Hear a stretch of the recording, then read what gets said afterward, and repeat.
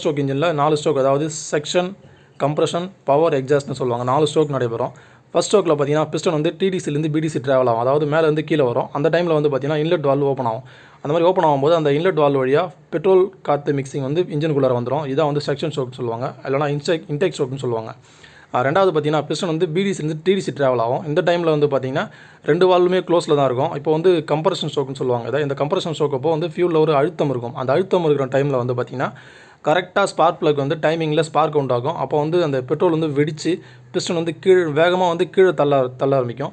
இது வந்து combustion stroke, அதாவது பவர் ஸ்ட்ரோக்னு சொல்லுவாங்க. இந்த பவர் வந்து இங்கே தான் ப்ரொடியூஸ் ஆகும். இப்படி பவர் ப்ரொடியூஸ் ஆன உடனே பிஸ்டன் வந்து மறுபடியும் கீழேருந்து மேலே ட்ராவல் ஆகும். இந்த டைமில் வந்து பார்த்தீங்கன்னா எக்ஸாஸ்ட் வால்வு வந்து ஓப்பனில் இருக்கும். அப்போ என்ன ஆகும்னா பிஸ்டனோட அழுத்தத்தில் வந்து அந்த எரிஞ்ச புகை வந்து எக்ஸாஸ்ட் வால்வு வழியாக வெளில வந்துடும். இதுதான் வந்து 4 ஸ்ட்ரோக், அதாவது section, compression, power and exhaust 4 stroke. இது வந்து தொடர்ந்து மாறி மாறி நடந்துகிட்டே இருக்கும். இதுதான் வந்து 4 ஸ்ட்ரோக்னு சொல்லுவாங்க.